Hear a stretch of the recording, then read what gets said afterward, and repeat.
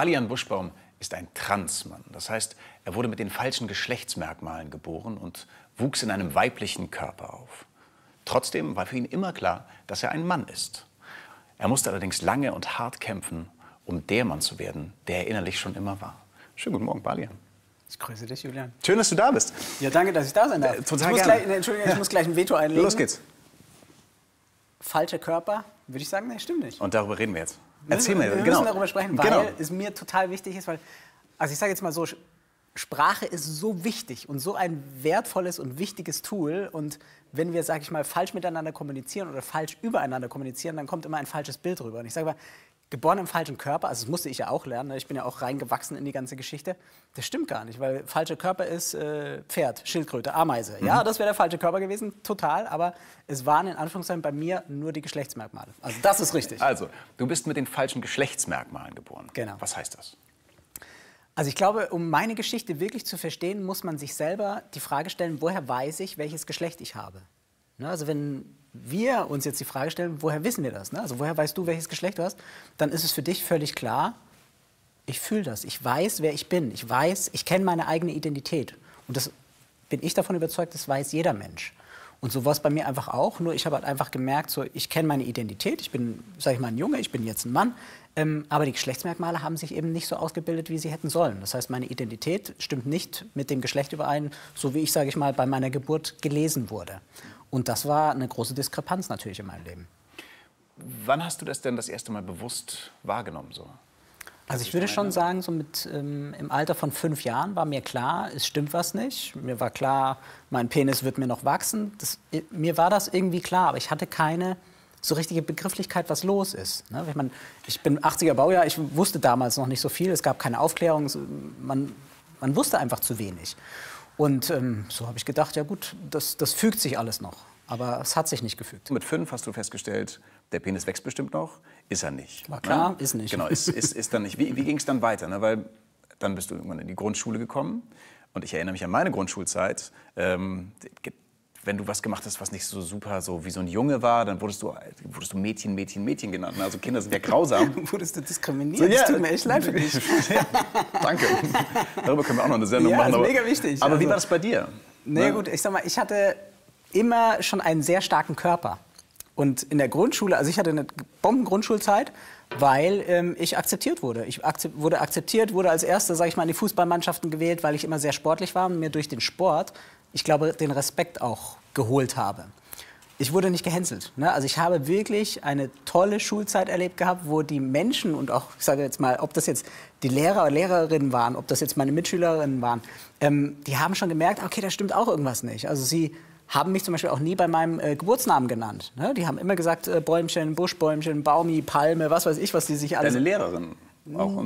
Also ich wurde selten mit meinem Vornamen angesprochen. Ja. Klar, Lehrer ist immer ein bisschen anders, aber die haben das einfach gespürt. Und ich glaube, das ist auch das, worauf wir ein bisschen mehr achten sollen, dass wir eben nicht zu sehr über den Verstand gehen, sondern dass wir fühlen ja Menschen. Ne? Wir fühlen ja genau, das stimmt vielleicht irgendwas nicht oder der Name passt auch nicht, wir fühlen das. Ne? Also wenn wir mehr vom Kopf mehr ins Herz gehen, weniger Kopf, mehr Herz, ich glaube, dann haben wir ein viel, viel besseres Verständnis für Menschen. Okay, also du wurdest nicht gehänselt und es war immer schon klar, du bist ein sehr sportlicher Mensch, deswegen hast du das so ein bisschen damit kompensieren können. So, ja. Ne? Okay. Du schreibst auch, dass du hast es eben auch kurz gesagt, ne, Bäumchen und so, gerade deine Oma, die dich immer Engelchen genannt hat, ne, also bewusst den Namen wegzulassen, um eigentlich geschlechterfrei, also nur auf der Menschebene mit einander umzugehen. Ne? Ja, klar. Trotzdem hast du ja, also ne, wunderbar, du wurdest toll aufgenommen und so, aber trotzdem hast du einen Zwiespalt gespürt in dir, oder nicht? Ganz klar. Wie bist du damit umgegangen? Es sind verschiedene Situationen, die man einfach als Mensch, man braucht Sicherheit. Ne? Also wenn ich jetzt an meine Kindheit zurückdenke, es war immer eine Thematik Toilettengang, weil ich wusste, ich gehöre auf die Männertoilette und ich will da rein. Das war meine Positionierung, aber irgendwie wusste ich auch, ich habe eine Diskrepanz. Und das sind einfach Situationen oder auch später, ne, Flughafenkontrolle, weil ich war sehr viel unterwegs durch den Spitzensport, wo ich wusste, natürlich muss ich von einem Mann abgescannt werden. Das war für mich völlig klar. Und das sind einfach so Diskrepanzen, wo man merkt, da spielt das Geschlecht in so vielen Momenten in unserem Alltag immer wieder eine Rolle. Weil das ist das Erste, wenn du einen Menschen triffst, das machen wir unbewusst, aber das ist so tief in uns verankert, die Tür geht auf, ein Mensch kommt rein und das Erste, was passieren muss bei uns, was ist das für ein Geschlecht? Auch wenn wir uns das nicht bewusst machen. Aber du wirst, in 40 Jahren wirst du irgendjemandem erzählen können, Mensch, ich habe damals ein Interview geführt, du weißt vielleicht meine Augenfarbe nicht mehr, meinen Namen nicht mehr, du weißt nichts mehr von mir, wusstest nicht mehr, was ich anhabe, aber du weißt ganz, das war irgend so ein cooler Typ, mit dem habe ich mich unterhalten. Und das ist so wichtig, dass es einfach übereinstimmt. Um noch mal chronologisch zu gucken, wir haben die Grundschulzeit hinter uns gelassen. Dann kommt die Pubertät. Ne?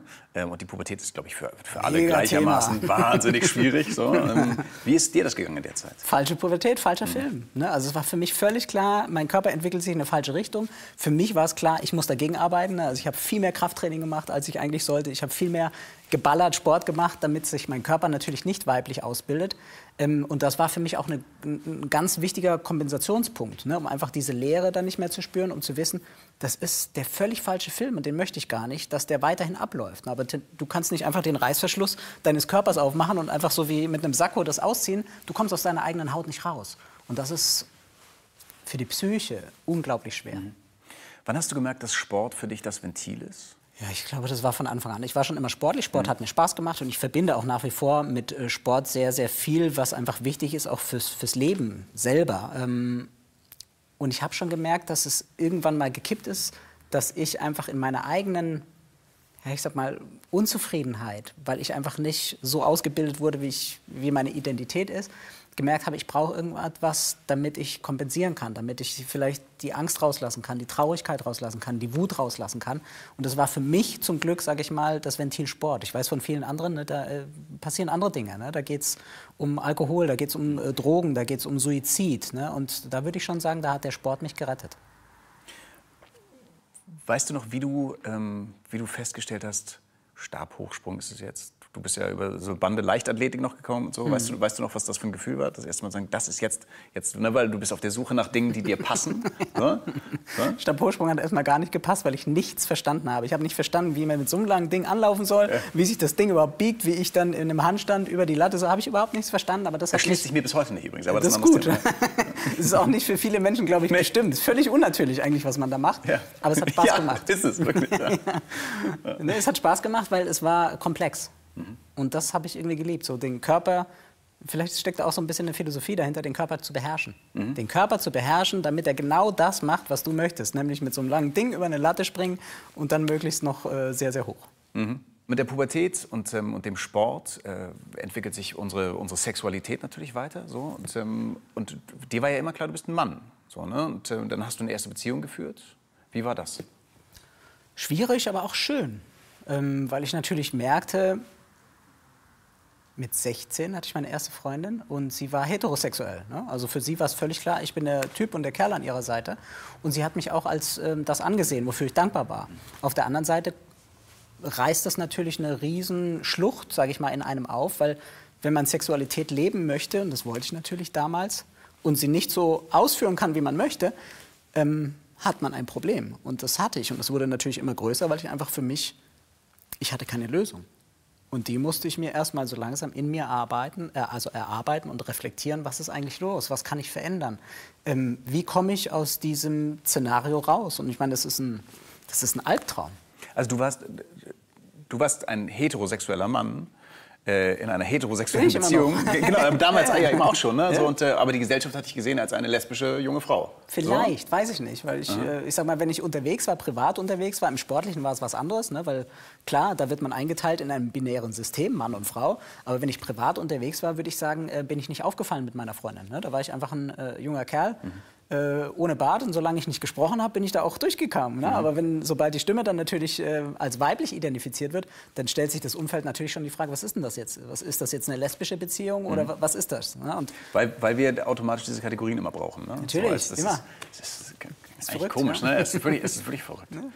So, dann ging es weiter. Du bist sehr erfolgreich gewesen dann als Sportler. Du hast an allem, also Weltmeisterschaften, Olympische Spiele, Europameisterschaften, das war dann, also wir fassen das kurz zusammen, oder ich kann das nur kurz zusammenfassen, weil es war eine Traumkarriere. Es war eine bemerkenswerte Karriere einfach. So. Dass mein Ego schön aufpoliert hat, richtig. Ja. Aber es hat mich nicht glücklich gemacht. Und was ist dann passiert? Ne, passiert ist dann, dass ich mir Gedanken gemacht habe, warum all das mich im Außen, egal was es war, und ich hatte ein Bilderbuchleben, warum es mich nicht glücklich macht. Und dann war relativ schnell die Antwort klar, weil ich hier drin nicht glücklich bin. Weil ich nicht als der Mensch leben kann, der ich eigentlich bin.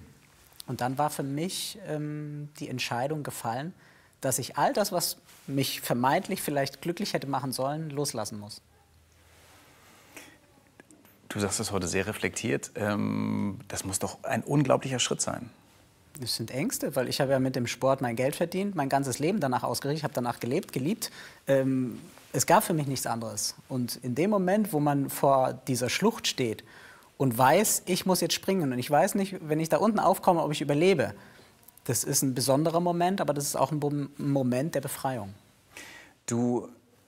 Es kamen mehrere Dinge zusammen. Du hast dich verletzt. Ich glaube, dir ist die Achillesferse. Achillessehne gerissen. Genau, Achillessehne gerissen. Das war wichtig. Wie bitte? Es war wichtig. Weil? Weil ich glaube, dass jede Verletzung, egal ob das jetzt körperlich oder psychisch ist, auf etwas hinweist, wo wir nicht so, oder wo wir vielleicht funktionieren, der Gesellschaft wegen, aber für uns selber eben nicht glücklich sind. Und ich glaube, dass diese Zeit, wo die Achillessehne mir gerissen ist, sehr, sehr wichtig für mich war, weil ich zum ersten Mal zum Nachdenken angeregt wurde. Ne? Warum bin ich nicht glücklich? Ne? Ist das mein Leben? Ist das wirklich mein Leben? Und dann kam natürlich wieder das Ego zurück, weil alle gesagt haben, mit einer kaputten Achillessehne wirst du nie wieder so schnell laufen, nie wieder so hoch springen, du wirst nicht mehr zurückkommen. Dann war klar, Ego wieder aktiviert. Ich bin zurückgekommen, ich bin bis auf wenige Zentimeter wieder so hoch gesprungen, hab's allen bewiesen und ich war trotzdem nicht glücklich. Und auch dann musste ich mir die Frage stellen, okay, das ist es nicht. Kann man natürlich sagen, du hast dich dann entschieden, den Sport nicht mehr weiter auf diesem Level auszuüben. Ne? Der Sport bleibt dir ja trotzdem erhalten. Ja. Ist es so ein Bild für dich, die Achillessehne reißt und dieses Band reißt auch damit? Es war ein innerer Riss.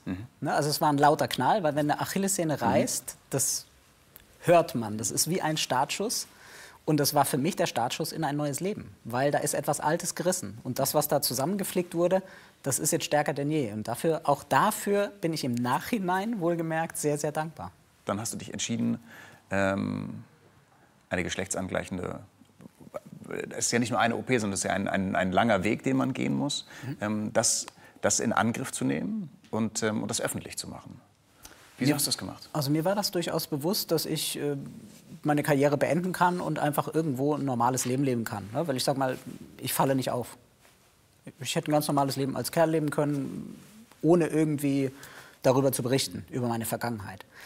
Für mich stellte sich die Frage aber nicht, weil ich es unglaublich wichtig finde, Randthematiken, und das ist eine Randthematik, Aufklärung zu geben. Ne? Dass wir einfach in der Gesellschaft eine Aufklärung haben, wo es um all das gibt oder um all das geht, worum wir uns Gedanken machen, aber vielleicht nicht uns Fragen trauen. Ne? Dass es einfach Vielfalt auf der Welt gibt und dass das völlig normal ist und auch wichtig ist für unser Vorankommen in der Welt, dass wir über all die Dinge sprechen, dass wir aufklären.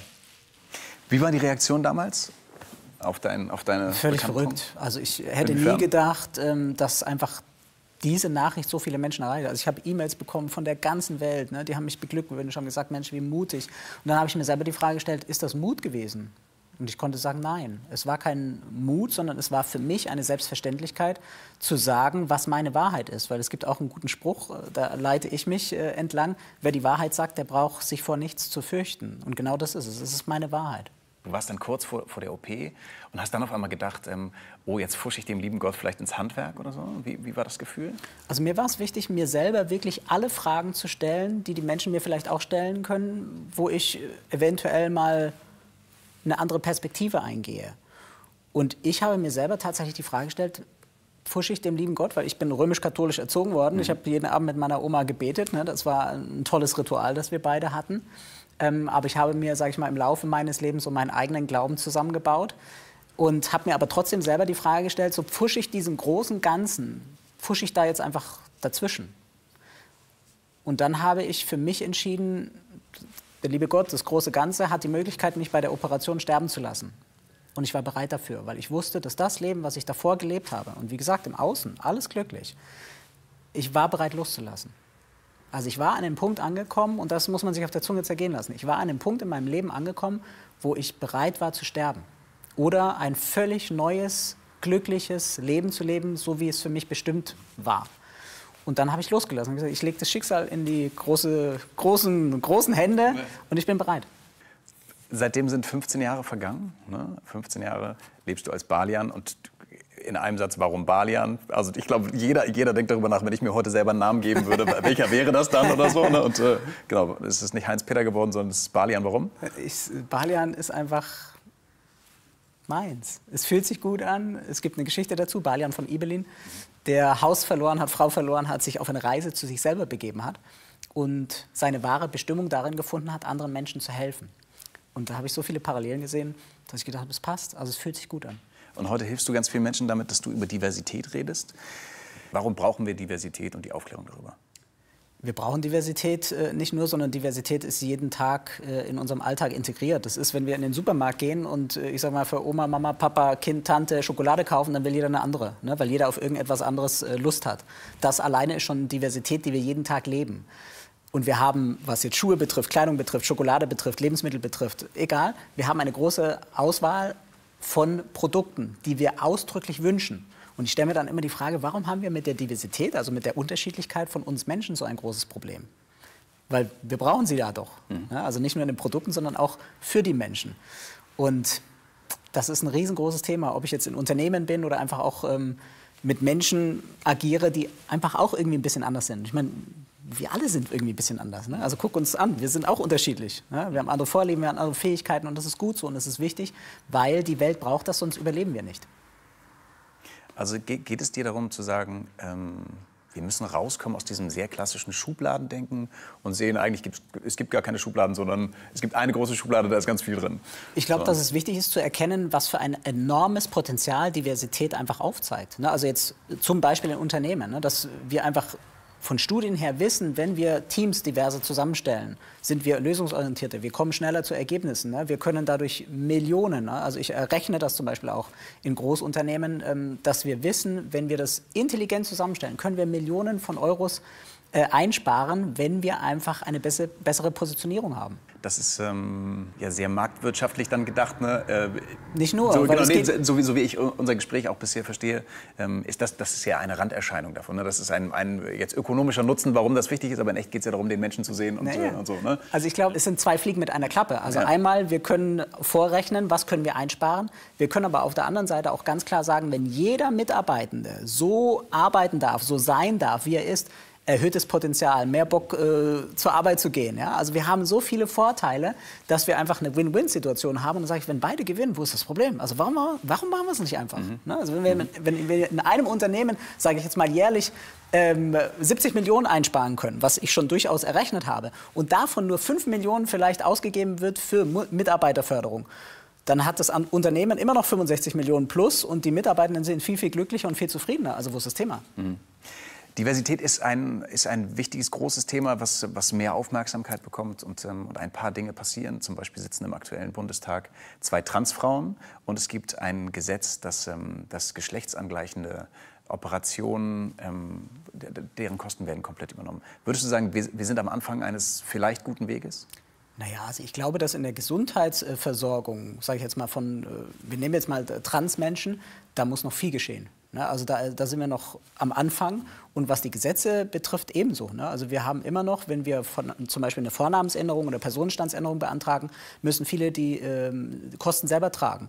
Ja, also wir haben in anderen Ländern, die einfach schon leider viel, viel weiter sind als wir in Deutschland, haben wir ein Selbstbestimmungsgesetz. Das ist das, was Deutschland hätte schon lange einführen müssen, dass wir selber, was wir ganz am Anfang darüber gesprochen haben, wir selber können darüber bestimmen, was für ein Geschlecht wir haben. Weil kein Mensch sucht sich diesen Weg aus. Ne? Und das ist ein langer Prozess, das hast du vorhin angesprochen. Wenn man tatsächlich diesen Weg geht, ist es in Deutschland leider noch so, dass wir sehr, sehr lange brauchen, bis wir am Ende unserer Reise sind, ne? Wo wir wirklich der Mensch sein können, der wir sind. Und ich glaube, dass wir das verändern sollten und dringend müssen. Ne? Weil andere Länder, die gucken schon mit einem Lächeln auf uns herab und sagen, mein Gott, seid ihr langsam.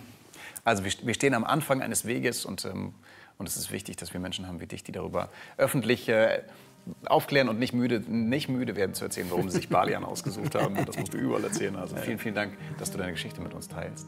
Und vielen Dank, dass Sie heute Morgen wieder dabei waren. Seien Sie nächstes Mal auch dabei bei So gesehen Talk am Sonntag hier in Sat.1. Ich freue mich nämlich auf Sie. Bis dann. Tschüss. Schönen Sonntag.